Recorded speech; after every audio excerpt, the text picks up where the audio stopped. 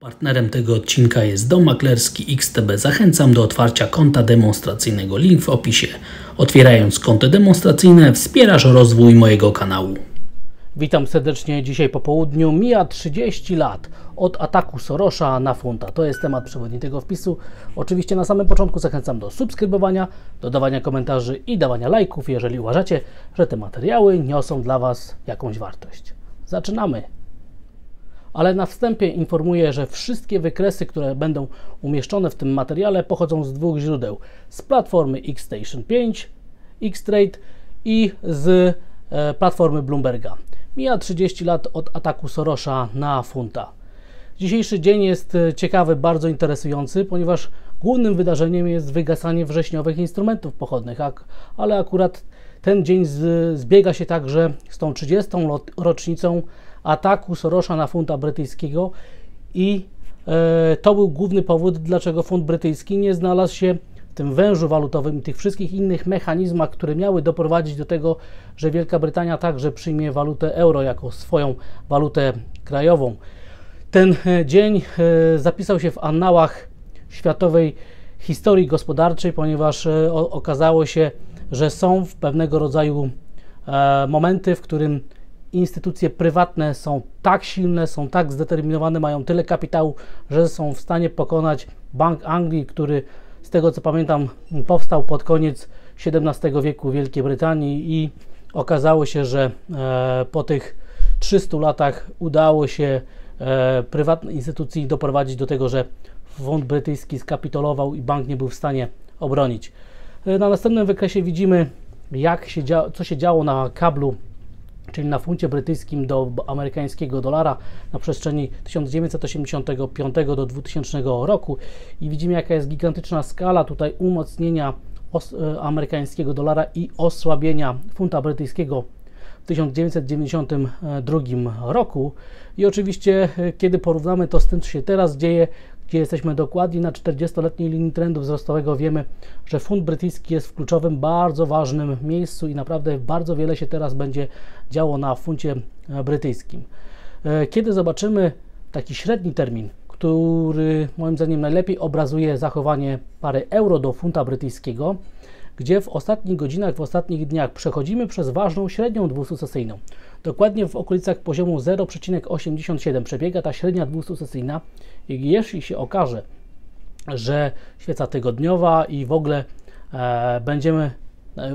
inne pary związane z funtem brytyjskim będą także sygnalizowały, że zamykamy tydzień na minimach, bądź też na maksimach, w zależności od tego, którą parę bierzemy pod uwagę, będzie to sygnał, że funt brytyjski jest generalnie wyprzedawany i trwa następna fala osłabienia, deprecjacji tej waluty z dużą szansą na to, że w takiej sytuacji, jeżeli eurofund będzie rósł, to kabel może zacząć zbliżać się bardzo gwałtownie do parytetu. To jest ciekawe, co się wtedy stanie i co się będzie działo. Z kolejnych ciekawostek, na które moim zdaniem warto zwrócić uwagę na rynku funta brytyjskiego, to jest to, co się dzieje na pozycjonowaniu dużych graczy. Duzi gracze, fundusze inwestycyjne, asset managerowie, fundusze hedgingowe i różne inne instytucje, które teoretycznie powinny mieć większą wiedzę, powinny mieć kapitał, który jest w stanie lepiej wychwytywać tendencje, które się pojawiają na rynkach finansowych. I tutaj obserwujemy, że hedge fundy w ostatnim czasie budują netto coraz większą długą pozycję na funcie brytyjskim, ale funt brytyjski zaczyna się osłabiać i mamy tutaj do czynienia z kolejnymi wielomiesięcznymi minimami na funcie brytyjskim. Czy hedge fundy będą miały rację, czy polegną teraz w obstawianiu kierunku na funcie brytyjskim? To jest bardzo ciekawe pytanie. I na następnym wykresie, na który także chciałbym zwrócić uwagę, jest naniesione, jak zachowują się hedge fundy, o których wcześniej powiedziałem, versus jak zachowują się na funcie brytyjskim asset managerowie, ci, którzy zarządzają aktywami. I widzimy bardzo dużą rozbieżność w ocenie i pozycjonowaniu się tych dwóch dużych, ważnych graczy na rynku funta brytyjskiego. Hedge fundy widać, budują coraz większą długą netto pozycję, a ci asset managerowie wygląda na to, że budują coraz większą krótką pozycję. Ktoś się pomyli i oczywiście strona, która się pomyli, będzie wkrótce uciekała z rynku, a to może bardzo zdynamizować tendencję albo osłabienia funta brytyjskiego, albo umocnienia funta brytyjskiego. Jestem bardzo ciekawy, która strona w tym wypadku wygra. Moim zdaniem silnie rośnie prawdopodobieństwo, że będziemy świadkami tutaj dużej zmienności w następnych miesiącach i tygodniach na funcie brytyjskim, ale generalnie tendencja jest ku temu, żeby funta brytyjskiego sprzedawać niż kupować i jest moim zdaniem większa szansa na to, że funt brytyjski będzie tracił na wartości, czyli że euro-funt pójdzie do góry, a wszystkie inne pary związane z funtem będą spadały. I teraz, jak rynek pieniężny ocenia, gdzie stopy procentowe mogą się znaleźć w następnych miesiącach i tygodniach? I widzimy, że ten rynek pieniężny wycenia praktycznie taką samą skalę podwyżek i tempo podwyżek stóp procentowych jak w Stanach Zjednoczonych, bo na następnym wykresie widzimy dla Stanów Zjednoczonych. Tu od poranka niewiele się zmieniło. Dzisiaj nie ma teoretycznie ważniejszych danych makroekonomicznych poza tymi o godzinie 16, ale i tak najważniejsze wydarzenie to jest wygasanie wrześniowej serii instrumentów pochodnych, ale widzimy, że na rynku pieniężnym funt brytyjski, amerykański dolar idą mniej więcej w łeb, więc muszą być jakieś inne czynniki, które powodują, że funt brytyjski jest teraz w niełasce i wygląda na to, że traci i to nawet wyraźnie zaczyna tracić na wartości, a sygnały, które płyną w tym tygodniu, mogą zmienić tendencję i takie nastawienie co do funta brytyjskiego w średnim, być może nawet w długim terminie. To jest bardzo ciekawe, co się będzie działo na funcie brytyjskim w następnych tygodniach i miesiącach. I jeżeli jesteśmy już przy rynku pieniężnym, rynku długu, to oczywiście przechodzimy teraz do amerykańskich i niemieckich obligacji. Tutaj tendencje są cały czas obserwowane, niezmienne i prawdopodobnie aż do przyszłej środy będzie podobnie. Moim zdaniem najważniejsze są teraz te amerykańskie obligacje i pytanie, czy one pokonają maksima sprzed paru miesięcy, czy też nie pokonają. I prawdopodobnie odpowiedź zapadnie właśnie po środzie, po decyzji Fedu w sprawie stóp procentowych i po tym, czy rynek wyczuje, że Fed jest bardziej jastrzębi, czy gołębi, czy już jest na horyzoncie szczyt cyklu podwyżek stóp procentowych, czy jeszcze na te podwyżki będziemy musieli czekać. To jest bardzo interesujące, co się dzieje. Jeżeli jesteśmy generalnie na stopach procentowych na rynku walutowym, to obserwujemy oczywiście amerykańskiego dolara. Co jest ciekawe, na przestrzeni ostatnich miesięcy, od samego początku tego roku widzimy, że amerykański dolar bardziej zyskuje względem tych walut największych innych krajów z G10 niż walut rynków emerging markets. To jest bardzo ciekawa obserwacja. Jeżeli jesteśmy na amerykańskim dolarze, to patrzymy przede wszystkim na euro-dolara, czyli na główną parę świata i w tym wypadku długoterminowy wykres pokazuje, że tuż poniżej parytetu, w miejscu, gdzie się teraz znajdujemy, jest dolne ograniczenie kilkuletniego kanału spadkowego. Ten kanał już pracuje, ale prawdopodobnie moim zdaniem aż do Fedu nie uda się go pokonać, a wtedy po środzie dowiemy się, czy kanał jest łamany, czy też będziemy świadkami wzrostowego jakiegoś większego odbicia. Wszystko będzie zależało moim zdaniem od tego, czy rynek będzie się nastawiał na to, że będzie jastrzębie nastawienie Fedu, czy też będzie bardziej gołębie w przekazie, bo to jest bardzo ważne, jaka będzie przyszłość stóp procentowych, a nie to, co się już teraz wydarzy, bo generalnie to już jest wszystko w cenach. Znalazłem także inne ciekawe wykresy pokazujące inwersję krzywej dochodowości, czyli spread między amerykańskimi rentownościami dwuletnich obligacji a 10-letnich obligacji. I jak widzimy na tym wykresie w ostatnich miesiącach jest bardzo ścisłe powiązanie tego spreadu, który już teraz ma ujemną wartość względem siły albo słabości amerykańskiego dolara. Im bardziej ta inwersja krzywej występuje, tym silniejszy jest amerykański dolar, a na następnym wykresie, tym długoterminowym tego samego spreadu, widzimy, że niektórzy uczestnicy rynku nastawiają się, że ta inwersja może sięgnąć poziomów, które były nieobserwowane od początku lat 80. A jeżeli tak by się stało, to oczywiście wniosek byłby taki, że wystąpi naturalna i dodatkowa presja na umocnienie amerykańskiego dolara i myślę, że ten Fed w przyszłym tygodniu będzie tutaj niezwykle istotny i ważny. Amerykański dolar, rynek stóp procentowych to oczywiście także jen, a w tym wypadku korelacja, czyli powiązanie rosnących rentowności z osłabieniem jena japońskiego jako naturalnej siły rynkowej, która wpływa teraz na zachowanie, ale jesteśmy na dolar jenie na takich poziomach, na których można oczekiwać interwencji Banku Japonii. Taka werbalna interwencja już się pojawiła, ale jak zobaczymy, jak inwestorzy na rynku instrumentów pochodnych obstawiają, to widać gigantyczną falę kupna opcji put na dolar-jenie, czyli inwestorzy zakładają na tej strategii risk reversal, że warto obstawiać spadki dolar-jena i to nawet gwałtowne, ponieważ ta różnica jest tak duża, że od wielu tygodni nie było aż takiej wielkiej presji na to, żeby kupować te opcje, które pozwolą spekulować na spadki, czyli na umocnienie jena, bądź też zabezpieczyć się przed umocnieniem jena japońskiego. Jestem bardzo ciekawy, czy coś z tego wyniknie. Na następnym wykresie mamy powiązanie amerykańskiego dolara z giełdą i widzimy, jeżeli giełda spada, to umacnia się amerykański dolar i w takim wypadku, jeżeli oczywiście po Fedzie w przyszłym tygodniu amerykański dolar będzie się dalej umacniał, to będzie to zły zwiastun dla giełd papierów wartościowych, zły omen, sygnał, że raczej należy spodziewać się dalszych spadków, nawrotu tendencji spadkowej i nawrotu bessy.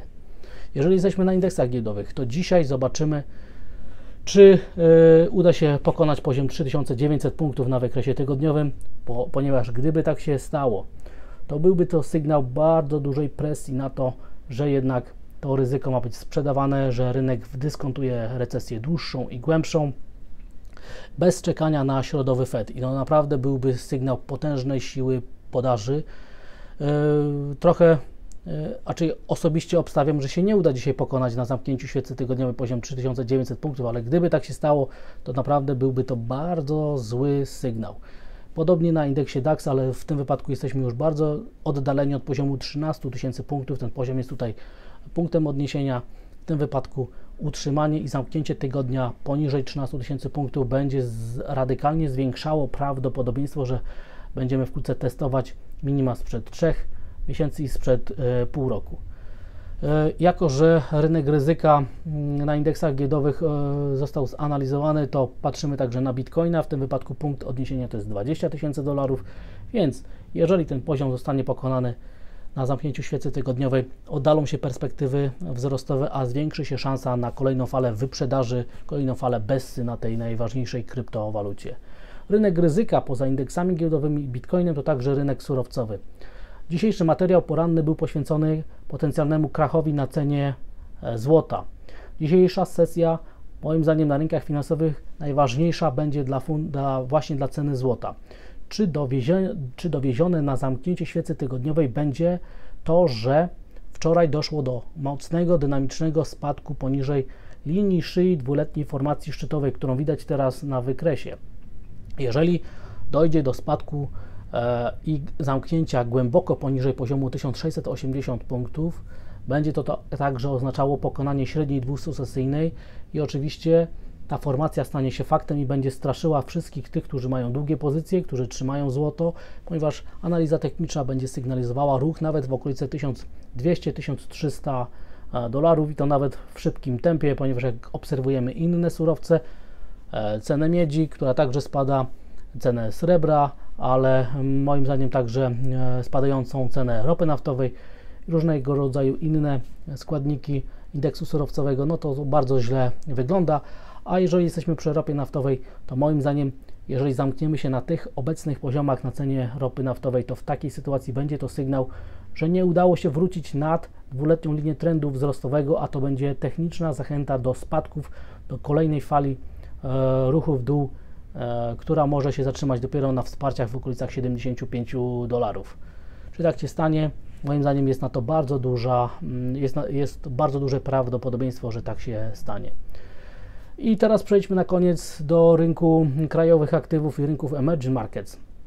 Na samym początku chciałbym pokazać korelację, czyli powiązanie między zachowaniem chińskiej waluty a chińską giełdą, co oznacza, że jeżeli chińska waluta będzie się dalej osłabiała, chińska giełda będzie spadała. Jeżeli chińska waluta będzie się umacniała, to prawdopodobnie giełda w Chinach także będzie zyskiwała na wartości. I proszę zobaczyć, ta sama korelacja, ta sama zależność występuje dla warszawskiej giełdy i to jest sygnał, że jesteśmy cały czas w gronie rynków emerging markets, powiązania są cały czas silne i gdyby się tak bardziej wgłębiać, to widzimy także powiązanie i korelację zachowania chińskiej waluty z amerykańskim dolarem, czyli wniosek jest taki, bez osłabienia amerykańskiego dolara nie ma co liczyć na umocnienie japońskiej, chińskiej waluty, czyli nie ma potem szansy na wzrosty chińskiej giełdy i oczywiście polskiej giełdy tak samo. Następny wykres to węgierski forint. Pojawiają się informacje, że Węgry mogą być wkrótce całkowicie odcięte od finansowania z Unii Europejskiej. Węgierski forint na to zareagował. Zobaczymy, czy tak się stanie i co dalej będzie. To jest taka ciekawostka. Znalazłem także ciekawy wykres pokazujący, jakie jest prawdopodobieństwo wystąpienia recesji w polskiej gospodarce na przestrzeni następnych 12 miesięcy i o dziwo w ostatnich tygodniach ono spadło. Z ponad 50% poniżej poziomu 50% wynosi ono teraz 44,5%. To jest ciekawe, dlaczego prawdopodobieństwo recesji w Polsce się zmniejszyło i znowu jest ono mniejsze niż prawdopodobieństwo wystąpienia recesji w amerykańskiej gospodarce. Przed momentem, kiedy zacząłem tworzyć ten materiał, pojawiły się dane o core inflacji dla Polski. Okazała się być ona dokładnie taka jak prognozy, więc tutaj się niewiele dzieje i to prawdopodobnie nie będzie miało żadnego wpływu dzisiaj w ujęciu intradayowym na to, jak będą się zachowały polskie obligacje, rynek złotego. Polskie obligacje jednak prawdopodobnie zakończą nad poziomem 6% rentowności, a to może być negatywny sygnał, ale tak czy siak widać relatywną i to bardzo mocną relatywną siłę polskich obligacji względem amerykańskich i niemieckich i oczywiście także polskie obligacje będą czekać na środowy Fed w przyszłym tygodniu, a rynek złotego bez wsparcia ruchu na euro-dolarze nie ma szans także na ruch na rynku złotego.